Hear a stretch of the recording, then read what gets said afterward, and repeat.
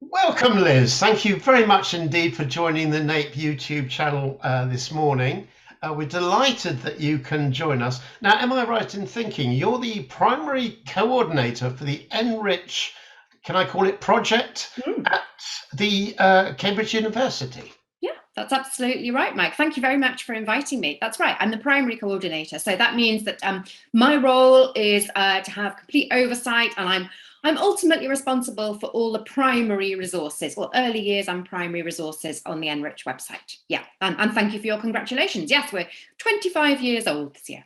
Yes, I saw that on the website, and obviously I'm going to put a link below us so that everybody can see that. Notwithstanding tremendous amount of resources, obviously accumulated over that time span, which is extraordinary. So congratulations to NRich. That's absolutely marvelous.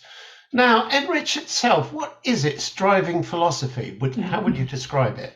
That's a really good question. Thank you for giving me the opportunity to respond to a question like that. So at NRich, I think we believe that all children can be successful mathematicians. And by that, I guess what we're trying to do is we're offering opportunities through our resources for children to explore mathematics. We're encouraging teachers to give them a chance to discuss their mathematical ideas. And in particular, our tasks are give children a chance to develop problem-solving skills alongside their, I guess, what we might call their curriculum content knowledge. So we're very much about nurturing mathematicians. It's not just about the mathematics, but about the mathematician as well. Yes, and within that sort of recipe, are, of course, the teachers and the parents. Oh, absolutely. Yeah, thank you. Yes, absolutely. And I think parents are key. And I think one of the things that all teachers of mathematics in this country battles with is that slight sense that actually sometimes the general public believe that it's fine to admit you're not very good at maths. And I think in working, sometimes we do work with parents, and that's one of the things that we would be very wary of. We'd say, please, even if you have found maths a little tricky, that's not your fault. Try to leave those, those feelings aside. And I think a lot of parents have experienced mathematics of being right or wrong, possibly being about speed. And so what we'd like to do is get away from that and say, no, this is about, talking to your children about what they're doing, finding out why they've done what they've done, rather than focusing only on the answers and it being right or wrong. Yeah. Mm. Yes, of course, because parents will well remember the maths tests, and some of them Absolutely. may have experienced weekly maths tests, their times tables or particular formulae or whatever.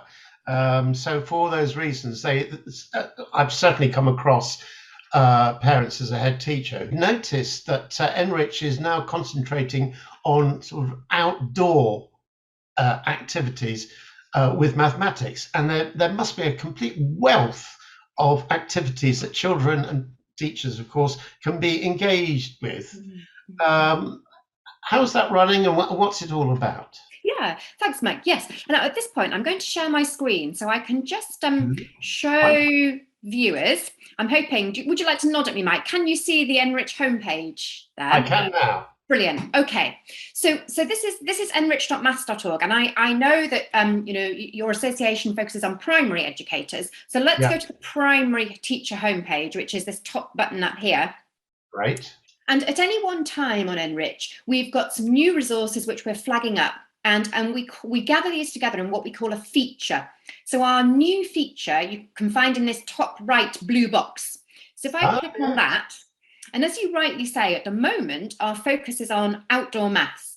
And I think it's important to say that, for many children, taking maths outdoors can be really motivating and exciting in a way that that those different opportunities can really engage them, which is why that we felt it was important to have a focus. And I think it's also important to say that there are a number of different ways that you might engage learners in outdoor maths. one thing you can do is actually plan and offer a maths trail or a maths learning walk, where beforehand you've really thought about the route that learners might take, some kind of questions along the way to draw their attention to particular parts of their surroundings which lend themselves to mathematical ideas. And that's one way we might engage learners. And there's an article, I'm just going to scroll down a little bit. There's an article here, which one of my colleagues at the local authority here in Cambridgeshire has written, in case you're interested in them providing that kind of opportunity. Another way that we might engage learners in outdoor mathematics is simply by, well, I say simply, I make it sound very easy. I don't really mean it like that, but we can make sure we're creating an inviting outdoor space which provokes their mathematical thinking. Now, for younger learners, that may be more straightforward, because often for younger learners, we've got a dedicated outside area. As we go further up a primary school, of course, you're in the large playground potentially. But, have you thought about what that looks like? The playground markings, the kind of the offering in the playground, which actually encourages mathematics. So that's a second way. Yeah. And then, of course, a third way is to deliberately choose some aspect of your surroundings and use it as an opportunity to focus on particular mathematics. And what we've done here in our feature is we've created some tasks. Most of them offer mathematics in that third way. So we've picked something in the environment that then allows us to dig a little bit deeper into some particular mathematics. For example, we've got this task here, which is called street sequences. Is it all right, Mike, if I just show you this quickly? And yes, please. Yes, okay. I'm absolutely fascinated. Okay, so I'm going to click on this. And there's before I click on it, I'm just going to warn you. I'd like you to try to focus just on the image. And if I was in the classroom, what I would do is I'd put the image up and I'd ask children to talk about what they see and what they notice. So here we go. Yes, so here, let me make this a little bit bigger so we can focus in a bit. Yeah. So here's the picture. And so I would say to children, okay, what do you notice? Have you got any questions? And give them a bit of time. And of course, children will say all sorts of things. And it's important that we let them get things off their chests like, ooh, they're different colours, which obviously isn't particularly mathematical, but we need to air those anyway. And eventually, somebody might talk about the numbers, the 31 and the 33, and we can tease out what we mean by 31. We could ask some questions like, wow, I wonder what number would be on the door, which was the other side of the yellow door. What might that be? Now, depending on the age and experience of your learners, you could pursue all sorts of things just related to thinking about the patterns made by house numbers along a street. Yep. What we've done here is we've actually suggested you could go a little bit further, and down here, we've kind of done, we've laid out an imaginary street. We've imagined that, there are 15 houses on each side, and we've got the numbering.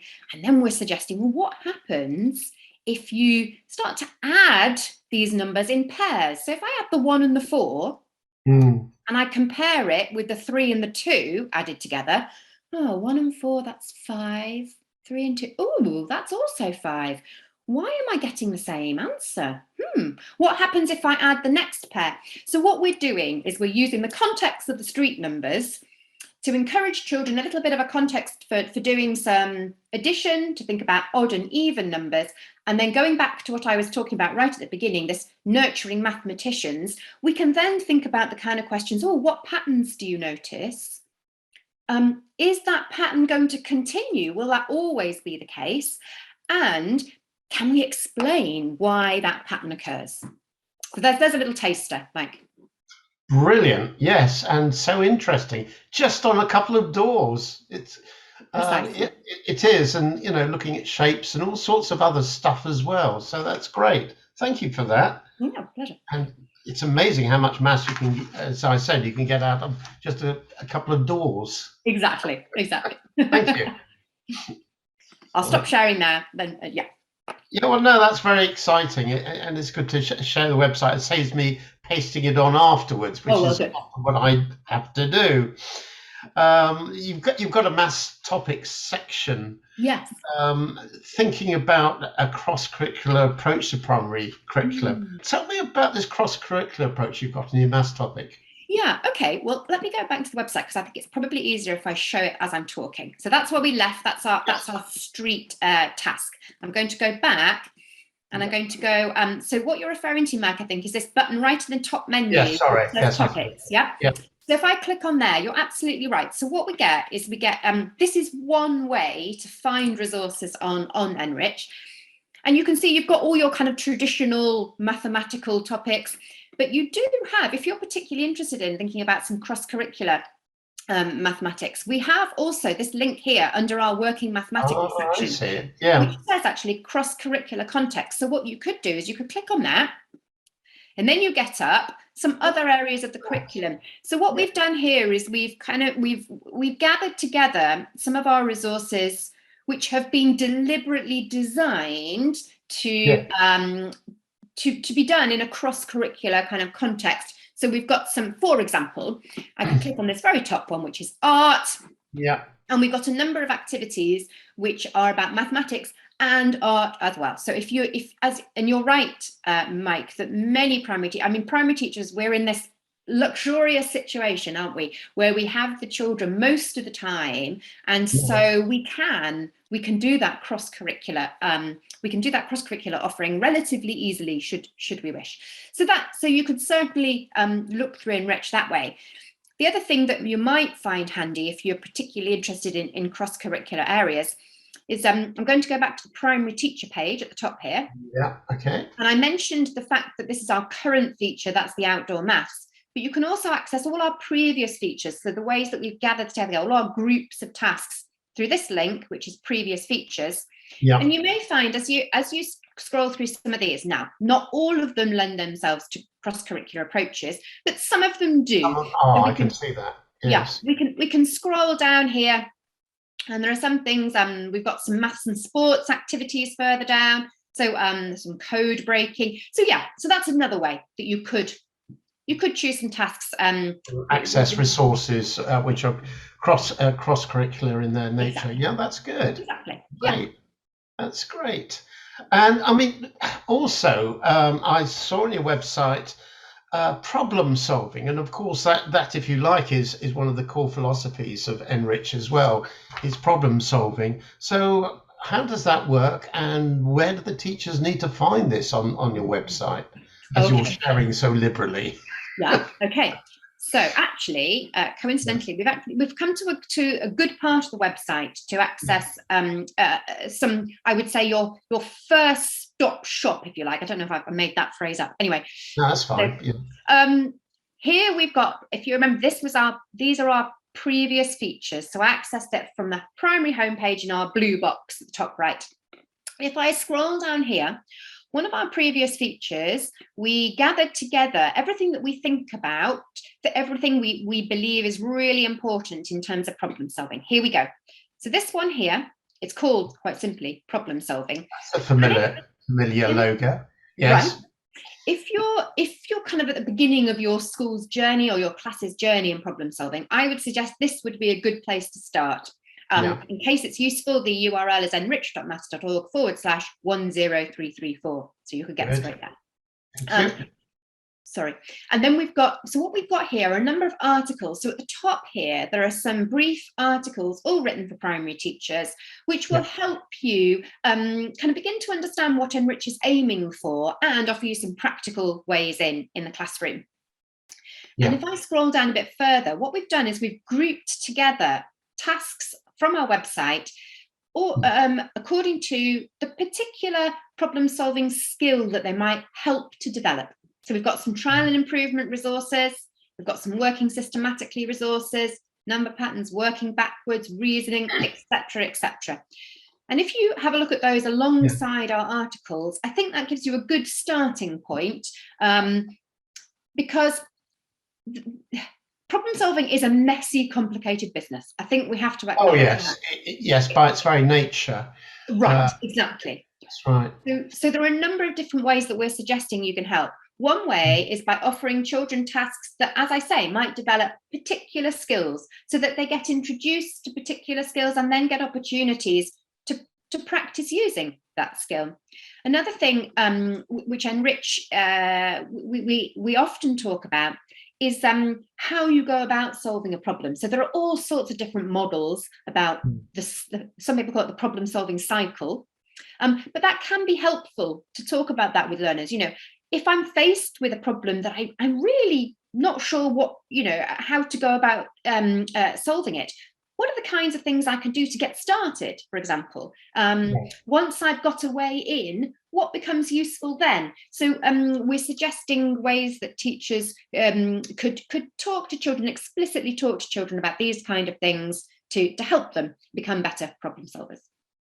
Great, that's brilliant. Now, obviously, you've got a section about finding NRich Maths for teachers. And I've used the term tuning teachers into NRich resources. I think I've seen somewhere that you provide live sessions for teachers. Is that right? That's absolutely right, Mike. Yes, if you go to our events page, so the events link at the top, you'll find some information about our I was going to say, of course, there used to be face-to-face events. We're now operating most things through the power of Zoom. But each half term, we run completely free of charge what we call NRich Live for teachers. So we offer an hour's webinar where my colleague and I, it's usually Charlie, sometimes it's Claire, we share with you the tasks in our feature. So we have just done one of these sessions a couple of weeks ago, where we looked at the outdoor maths tasks together. We had a go at some of them with participants on the webinar, and we talked about the kind of things that you might want to consider in the classroom, how you might encourage children to think in a mathematical way with this particular task. And yeah, so we do mathematics together, but we also think about the pedagogy alongside that.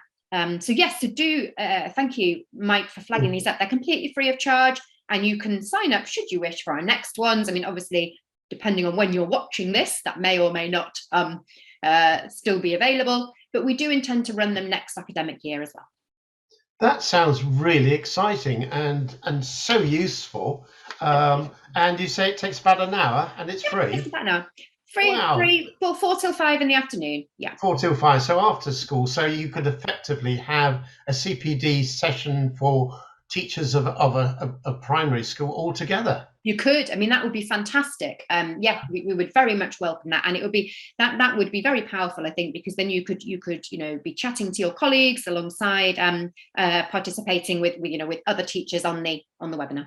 Yeah. Yes, I mean, gone are the days when a teacher used to go off to a course and then come back the next day and face a class, and the teachers in the staff room said, "Well, how was the course?" "Oh, it was all right. Here are a few bits of paper," and that's it. And that's it. Whereas with this system, teachers get an opportunity to share ideas and think, well, I could do this, this, and this. I could do that next term, and so forth, and get the materials for it. So I think that's a very, very powerful way of, as I say, tuning in teachers. And you never know, Nate might come back to NRich about that in the future. Sounds really delighted. Quite good. And of course, you've got a student webinar as well. We do. Every now and again, we offer student webinars. They're not necessarily quite as regular as our teacher ones, but you're absolutely right.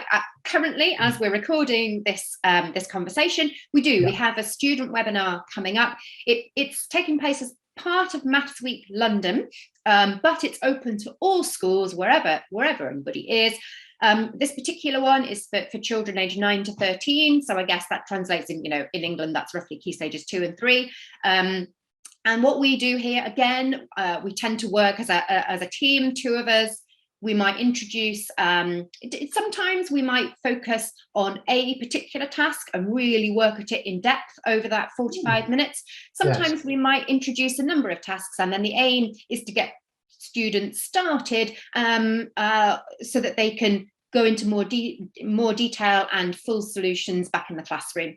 But we're always modelling the mathematical thinking, and nurturing the young mathematicians, and encouraging children to work on their problem-solving skills. So obviously we're always working on an NRich task. So. I mean, I'm going to slip in a cheeky question here. What sort of feedback do you get from teachers and children? I mean, feedback can come in all manner of ways, whether it's photographs or pictures or just comments. What sort of feedback do you get about the resources that you provide so generously to primary schools?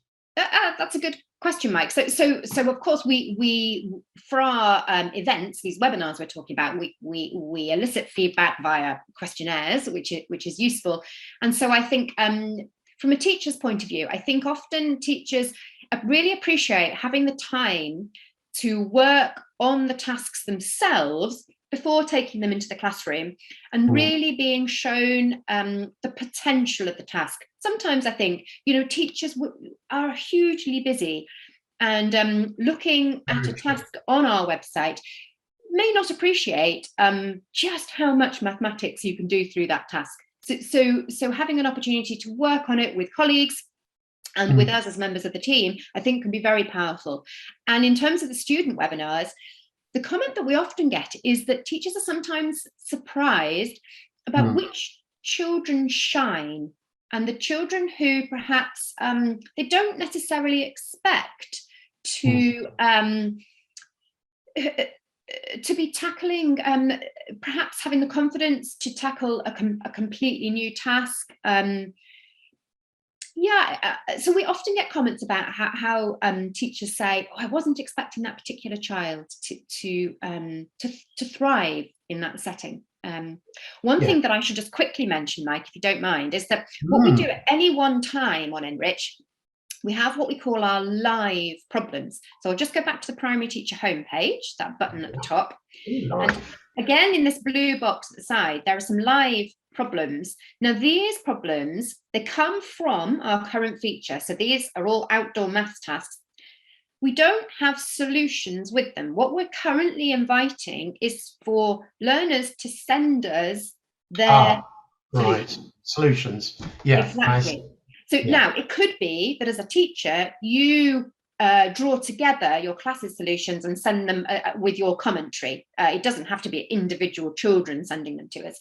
But in particular, what we're looking for are well-explained solutions, not just an answer. And then when we publish our new feature, which will be just before the summer holidays, then we will publish a selection of solutions to these particular tasks, reflecting different approaches and making sure we publish ones that are, very clear in their approach. So we get feedback to some extent on our tasks when we look at the solutions that come in as well, which is it's a delight to see how learners approach tasks, sometimes in very different ways than I would have done it myself, which is fantastic.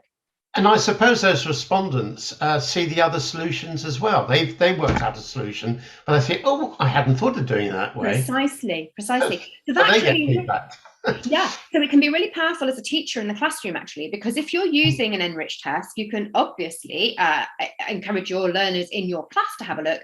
But when they have worked through to a solution, then also looking at those that are published on the website can be great, because as you say, somebody who's sent in a solution may have done it in a completely different way, and it just allows children in the classroom to appreciate that and think, oh, well, yeah, that's a really interesting way of doing that. Maybe I would do a problem like that in that way next time. So sometimes there is not one answer. Right. And that's a very important lesson you can learn from mathematics. Wow, that's amazing. Now, you've shown us a lot of information. Is there anything else you can tell us about NRich? It's certainly a very exciting is there anything else that I would like to tell you about? I tell you what, one thing that I haven't said explicitly, and I think it would be useful to say. I'm going to go back to the primary teacher homepage, to the previous features, and I'm just going to very quickly show you a little while ago now we published a feature. Here we go, and it was called Nurturing Successful Mathematicians. And the reason I'd like to share this with you is that we based all this, the materials in this feature, on some research done by some American, I think they're based in the States, Kilpatrick and his colleagues. And they said that there are 5 key strands, if you like, to a successful mathematician. Now, one of those is about having good knowledge of the mathematical concepts that we want, children to understand. Yes. And that's something I think as a teacher, that's obvious. We'd like children to understand mathematical ideas. Another aspect that the researchers draw out is about being fluent. So about having some procedural fluency. So to be able to draw on different methods when you need to have that sort of automaticity, if you like, which again, I think is something we recognise. Another part of nurturing a mathematician is about what they call adaptive reasoning. And again, I guess the primary curriculum in England in maths, we talk about reasoning. It's got a high focus now. Can we explain what we're doing? A fourth aspect is what they call strategic thinking. So this is about, do I have those skills that I can use to solve problems? But the fifth one, I think, is the really interesting one that often gets overlooked. Kilpatrick and his colleagues called it productive disposition. So this is about, do I, as a learner, do I think that maths is important? Do I think it's useful? Is it worthwhile me learning maths? Do I want to get better at learning maths? And I think it's that fifth aspect that probably gets lost. And so in this feature here, we've tried to choose tasks that could lend themselves to all 5 of those aspects. So if that's something as a practitioner that those of you watching this recording haven't thought about, do have a little look. And we've got a child-friendly, I just click this link quickly. We've got a child-friendly article here where we've tried to characterize those 5 things with a bit more language that we hope is a bit more understandable to younger people. Right. Yes, I can see that.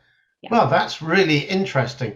I couldn't help noticing, because it's staring me right in the face, on your top bar of the homepage, early years. Can we have a quick reconnoitre of your early, because we obviously have early years members as well, and I shall be in trouble if we don't have a look at that.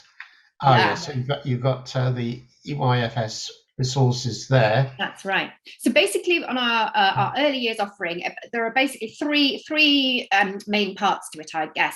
And I think that there's some useful documents which are mostly national documents. Yeah, we've got our activities and our articles. So let me just show you activities quickly. Yes, please. So we group them together according to their mathematical focus. So let me just let's have a look at the number just for the sake of it, as it's the top one.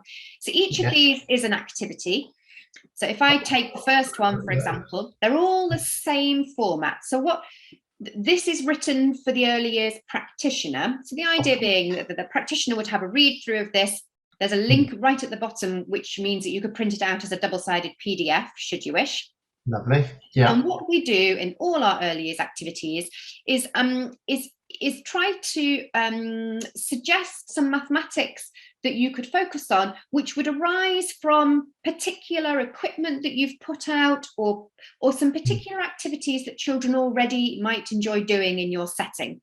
So this particular one is about what's called counting collections. So gathering groups of things and encouraging counting through that. It's absolutely lovely, this task. Rhythmically, that's interesting. Yes. In all of our activities, we offer these 4 sections which give prompts for practitioners to encourage children to describe what they're doing, give them some opportunities to do some reasoning, some ideas about opening out the task a bit, and some ideas about recording. Should children I like that format. That's a great format. Yes. And then we summarize the mathematics that may be addressed, and offer some variation ideas, and that's just a summary. And this all plugs into EYFS, of course. It does indeed. So yes, so if you're not familiar with our early years resources, and those of you have a dig and a delve. Absolutely. That's fantastic. Liz, what can I say? That's brilliant. Thank you very much indeed for your time this morning, and giving us a sort of whistle-stop tour. Clearly, teachers we'll need to look at it in greater depth according to what classes class they're taking. But we're most grateful, and thank you very much indeed. Bye for now. That's an absolute pleasure. Bye bye. Thank you, Mike.